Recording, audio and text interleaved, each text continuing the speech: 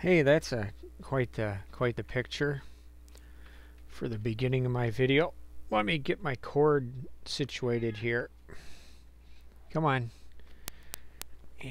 And of course, who joins me in the video but my cat? She thinks I'm talking to her, but anyway, hi, my name is Boyd. I was born in late 1966, and my parents had a farm in southern Minnesota, and then they bought another one and eventually sold the first farm, and then they sold the second farm in 1981 after my parents divorced. And then my mom and I and one brother moved to Rochester, Minnesota, where my mom bought a house, and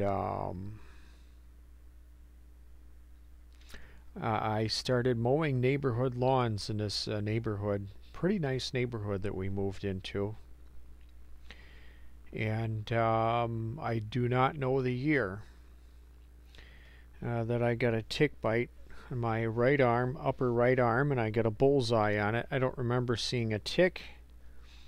I do remember one day coming in from mowing lawns, seeing a bullseye and showing it to one of my brothers, but I don't know what year it was. Honestly, don't know. 81, 82, 83, maybe 84. I do believe I got it before 1985 because my next older brother and I went to Australia.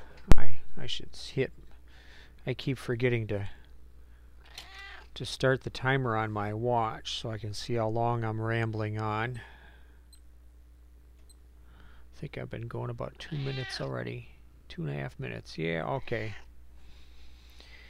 But, because, yeah, I went to Australia in 1985 with my next older brother. And we met a young woman in church there that my brother eventually married, but she gave me a shoulder massage one day, and she says, "Boyd, your muscles are extremely stiff." But I don't remember having the flu. You know, I'll get the flu about every 2 winters or so. But I don't remember any flu type symptoms. You know, I would have been 14 in 1981, and then 15 in the summer of 82, 16 in the summer of 83, 17 in the summer of 84. Anyway, I'm sorry, I tend to ramble on my videos, but yeah, I started having food intolerances. I think about 1987 or 1988. I started having trouble with like chips that had cornstarch in them, and I had started having trouble with honey. I was starting to have trouble with dairy. Also, I had mood swings. I would eat donuts and candy in order to have enough energy to do my job. I worked at a Dairy Queen in 86 and 87. I worked at a grocery store in 87. And then I started working at a auto parts store, delivering auto parts. And yeah, the sugar consumption gave me mood swings. I actually got really goofy highs at times when I'd eat candy. And then I tried several other jobs on the side. I would work second jobs in the evening besides delivering auto parts in the daytime, and I was fired from or let go on several jobs because I was just a slow worker. And yeah, then what was it? Early 90s, my food intolerances were getting worse. I started having trouble with my eyesight. I went to a clinic, a little private clinic in St. Paul, naturopath, natural medicine practitioner, and she had me take all the metal off my body and sit on a wooden chair, and then she had me hold this, she wetted my palm down and had me hold this brass thing in my palm. Started touching different points on my feet, and basically to test resistance and stuff, and I thought it was, voodoo medicine. My aunt referred me to this clinic, but she gave me this list of foods. She says, here, you will feel better if you stop eating these foods. And I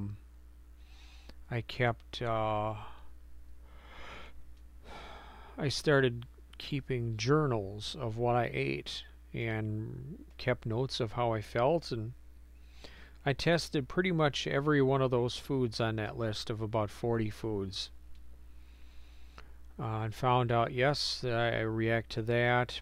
Primarily it was dairy and berries. A lot of berries give me trouble. I just get tired. And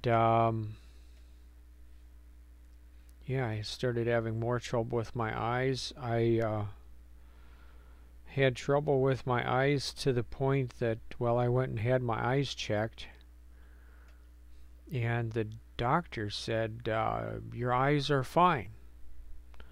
He said, so there's something in your environment that you're allergic to or having a reaction to that's making your eyes this sensitive. But it was to the point I'd drive 20 miles and I'd get sick from the motion of driving by things. And then I wore glasses for a year.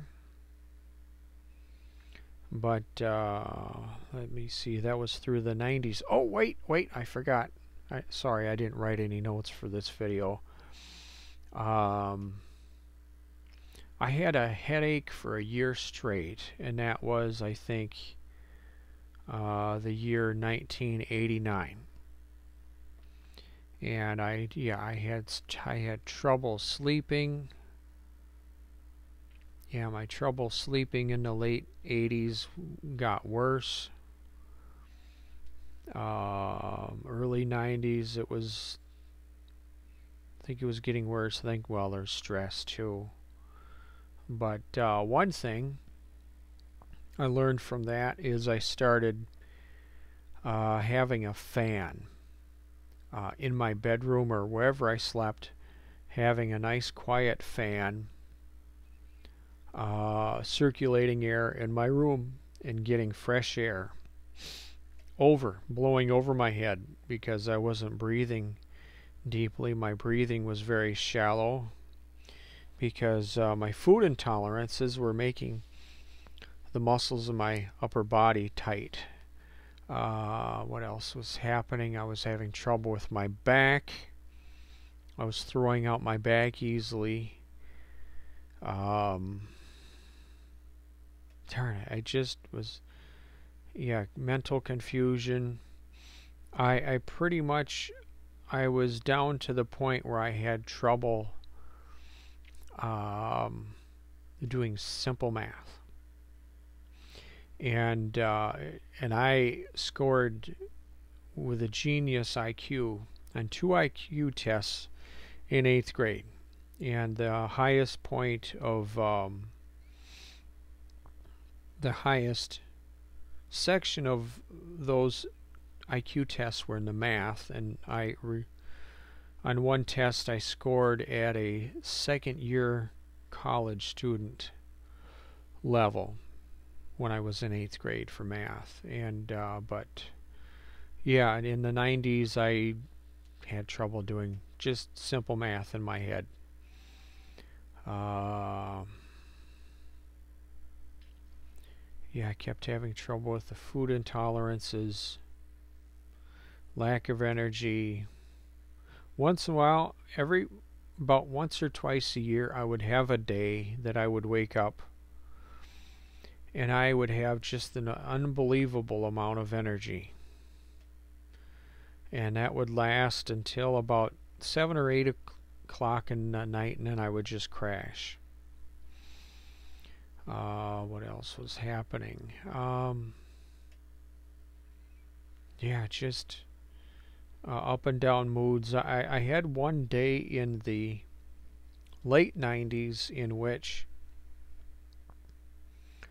my moods went from depressed to very, very euphoric, down to depressed again, to very euphoric, down to depressed again, and very euphoric. So I went 3 full cycles in one day where my moods went up, down, up, down, up, down. But I was eating donuts. You know, glazed donuts were my favorite from several gas stations. And once in a while I would get a really good energy level from eating them. And since then I have read that they've modified the wheat plant so much that, and they've tried to add things to it that you can actually get a high out of eating some wheat products, depending on where it came from, who made it, you know, what's in it, what they use to process it. But you can get a high from eating wheat. Yeah, I started, my mom had me go to her doctor. She had a doctor that was working at a local hospital, and he branched out on his own because they were controlling how he practiced too much. So he left and started his own practice. And he was specializing in treating Lyme disease. I first saw him in 2004, and he says, well, let's do testing. And he doesn't remember if those first round of tests included Lyme or not, but he says if there would have been a positive, you know, I would have told you. The first thing he diagnosed me with was being hypoglycemic, and that's where I think that's where my mood swings were coming in. And then another thing is my vitamin D level was very low, was extremely low. My testosterone level was right at borderline treatable level. We never treated it, and if you do a lot of reading about treating for low testosterone, you might want to avoid doing it. I'm not a doctor. I'm not trained in any natural medicine. I'm just saying all this based on my experience and my doctor's visits and stuff. But what time are we at? 12. So we're at about 14 and a half minutes. But yeah, so I saw my doctor 2004 through about, I think, late 2007 or 2008. And he told me to get away from sugar, wheat, and dairy. and I didn't want to listen to him. And yeah, cat. I'm sure you can hear it since this microphone is working. I had to get a an Apple iPhone plug to hook up to this microphone because it's has a TRRS type plug at the end. That's, you know, when you have a headphone jack, you know, the male end. Well, this is a female end. So the plug that goes into here, if it has 4 segments on it, it's for stereo and recording. And I had to use an Apple one so I could use these headphones here with a microphone on it. But yeah, this cat really misses me. I was gone from about 4:45 and I got home at 3 a.m. and she just meows constantly for about 2-3 minutes when I come in the door. This cat really loves me. We call her Cat. I wanted to call her Dusty. My mom wanted to call her Sassy, and I didn't like that.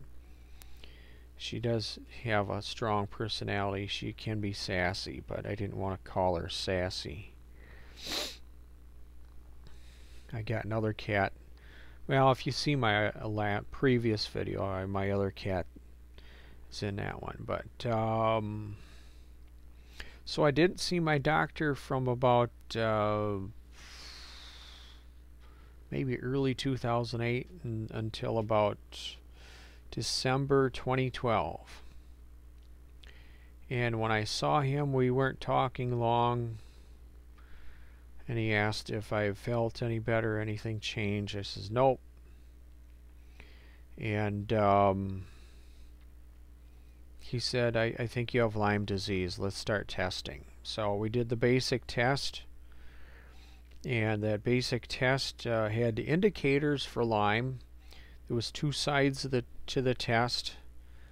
And out of about 1,000 points in the range of the test, you know, each side of the test being about 500 points, I was like at 498 points or 499. I was just a hair below showing positive for Lyme, and but my doctor said there's markers in that test indicating that you have Lyme, but I can't treat you without a positive test. So we did the blood culture test. It's where they take your blood and they overnight it to a lab, one of about 3 or 4 different labs in the United States.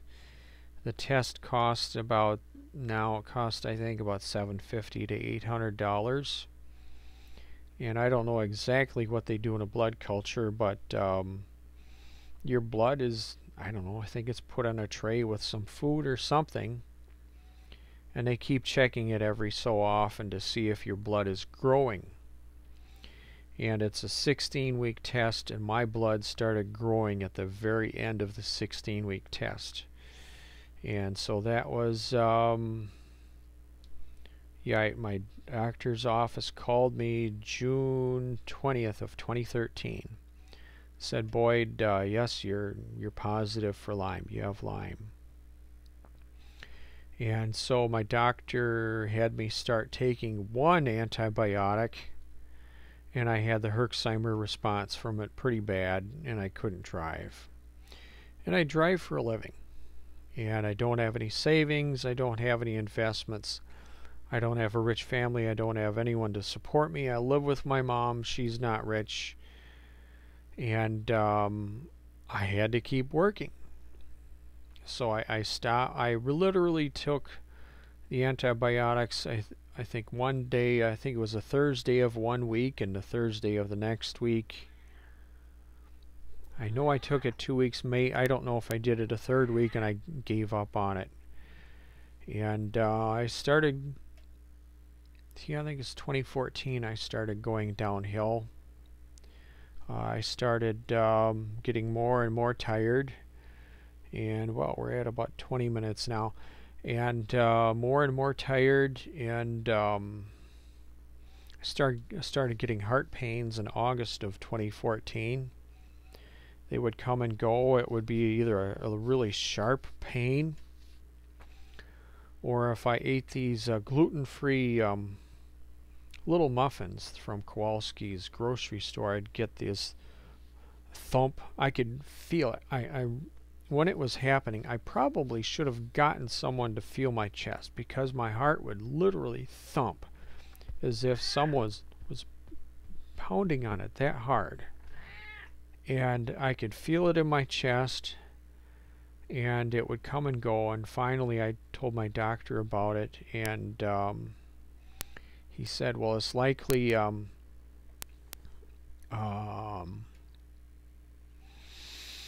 buildup in your brain of a chemical from artificial flavoring that's in a lot of foods. And he suggested I take a certain cough syrup. And I says, well, that cough syrup has corn syrup in it. And he says, okay, well, I can write a prescription for a compound. And I'm not going to identify who my doctor is. I don't in any of my videos. And I remember the compound. I ended up getting the compound for this one thing to take to deplete that chemical from my brain, and it worked. The stuff also made me tired, but I think I'm gonna not mention what he had me take. But you're better off if you can just live a very clean diet. No sugar, no sweets, little to nothing with artificial flavoring in it. And but with Lyme, you get brain inflammation. Lyme causes brain inflammation. It also a direct component of Lyme disease is depression. It's not the depression isn't just a byproduct of your condition, of your feeling sick and things going bad in your life. It's a direct component of Lyme disease is depression, besides brain fog, confusion, all that. But what else? I didn't write any notes for this video. I'm sorry. I'm sure I could have written a page full of notes, but yeah, I was getting sicker and sicker and sicker, and my job, I deliver pizza, and in order to work at my job, I would eat a large amount of food just before going to work, and then either just before work or during work, I'd eat 1 or 2 Snickers bars to have enough energy to perform my job. And I don't know, I can get pretty wound up from Snickers bars. Whew, excuse me for yawning there. But, you know, I usually talk a bit slower than I am right now. But, yeah, then middle of March 2015, my memory started to go, and I started forgetting the names of one of my toy trains. Marx is another brand of toy trains that used to be made. I got a lot of Lionel trains here in my bedroom. And I was forgetting names of other common things that would go through my mind every day. I started forgetting how to drive through town. On pizza deliveries, I'd see a street name and I would forget where it is. A very common street that I deliver pizza to in this town. And my mind, I was literally just fighting to get my mind to function, to be able to drive. I really was just very close to not being able to drive, not having enough brain function to drive or work my job. And one day my mom had 3 of these big Pyrex glass containers, about round and about that tall, and they got a nice lid on the top. And one was on one of the burners on the stove, and I turned on the wrong burner on the stove. And by the time I realized it was the burner that Pyrex container was on, it was too late. My impulse was to walk closer to it and turn off the burner, but the burner was red hot under it. And that Pyrex thing just exploded through the kitchen. I think a piece hit me in the pant leg, and the pieces of glass were so hot that they melted where they landed in the carpet. We got some throw rugs in the kitchen. Made one hell of a bang when that happened. And I was very scared. I was extremely scared. I emailed my brothers. I have 5 older brothers. I don't even remember if any of them replied or not. It just says my memory is starting to go. And I had read about this happening with other people that have had Lyme disease long enough. And so I wasn't completely surprised by it happening. And I ended up starting on 2 antibiotics. I think it was about the 3rd week of April. I think it was metronidazole and minocycline. And I ended up being on those into late January of 2016. And the miracle was I had not very much Herxheimer response. I don't know why. Maybe it was my religious friends on Facebook praying for me, because I need to drive to work my job. I would have been making half as much money, if I would have gotten a minimum wage job, like at a gas station or something. And anyway, so that was the great miracle. But I did experience, I think June, about 10 days in June, I had this very strong metal taste in my mouth, and I emailed my doctor about it, and he says, well, that's probably your body detoxing from metals because you're taking the antibiotics. But also, while I was on those pharmaceutical antibiotics, if I had any dairy, my farts were deadly, just nasty, really bad. And so anyway, now I rarely have any dairy. I did not touch wheat. I avoid wheat products like it's a poison. The theory with wheat and dairy is, well, when you have Lyme disease, it causes inflammation, and then when you have dairy and or wheat, it gets worse. So that's why people with Lyme disease, they go on the forums and they talk about brain fog, and well, everybody says, well, cut out dairy and wheat and then get away from sugar, because sugar, Lyme organisms feed on sugar. Also, cancers feed on sugar. I think it was, I don't know what year it was, 60 Minutes, I don't know, around 2007, 2008.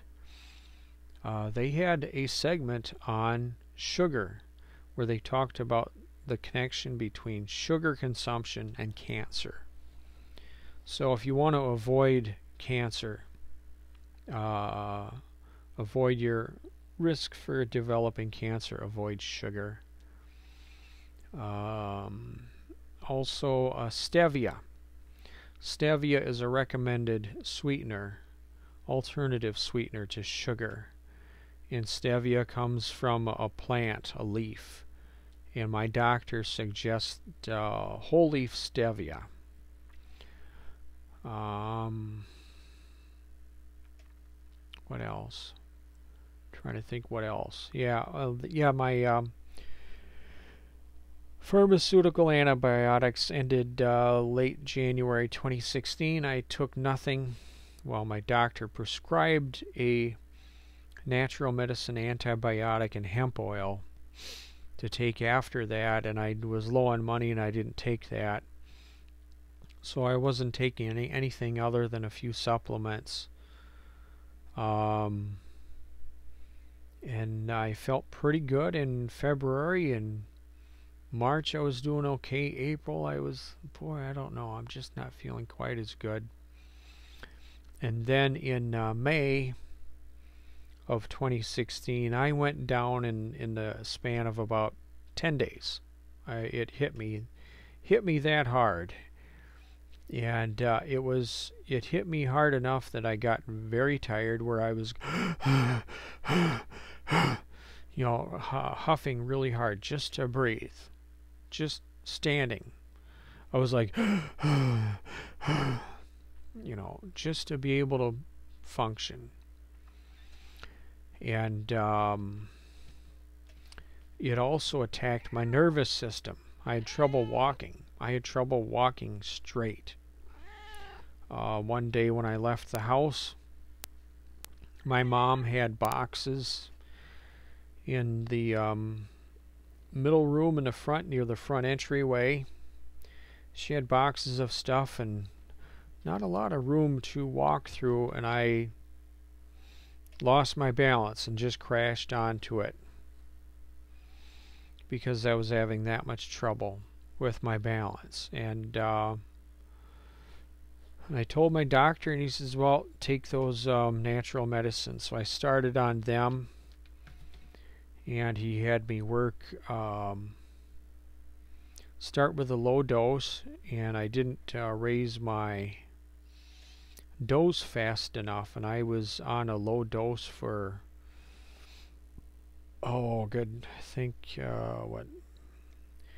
February, March, April, May. I was on a low dose until I think about August of 2016. And then he says, oh, you're not taking enough. And then so I went up to the full dose.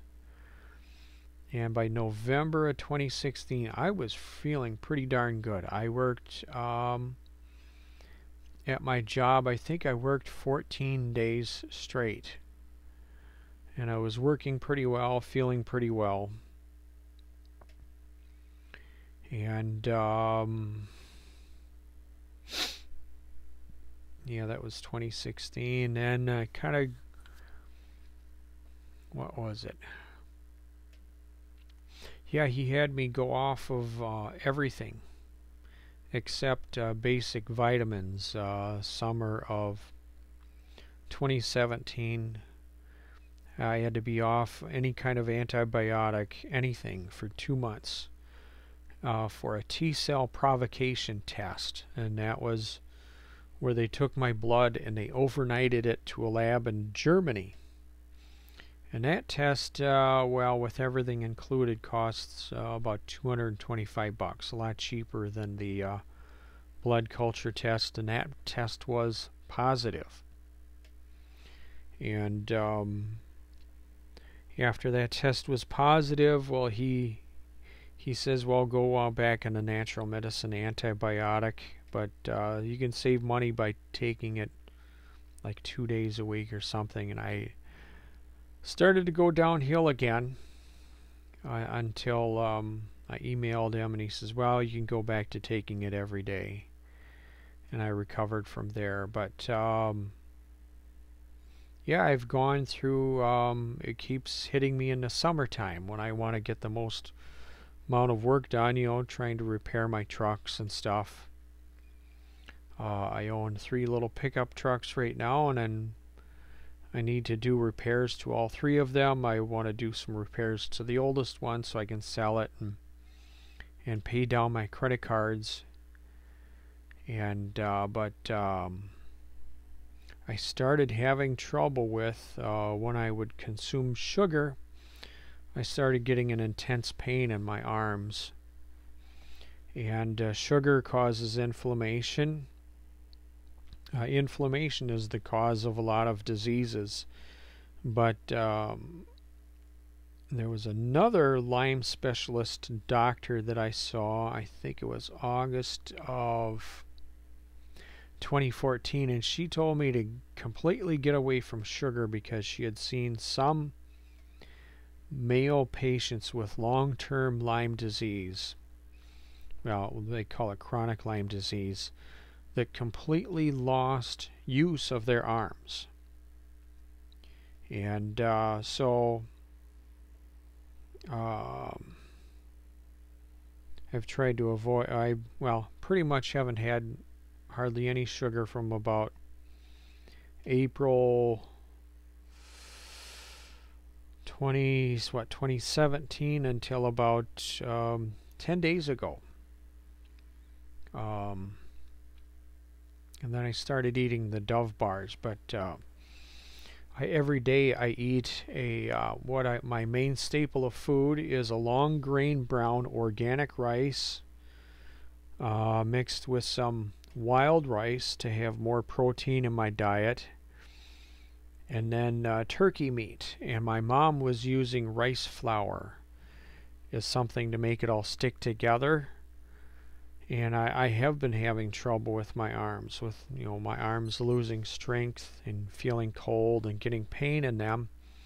Well, about 10 days ago I started eating a new batch in which she put tapioca flour in this mix of food instead of rice flour, and it's made a difference enough that I can eat Dove chocolate bars, which my doctor would cringe if I told him I eat Dove chocolate bars. But they got dairy in them, which has started to make me tired, so I had just one Dove chocolate bar last night. I was up to eating 2.5 Dove chocolate bars a day.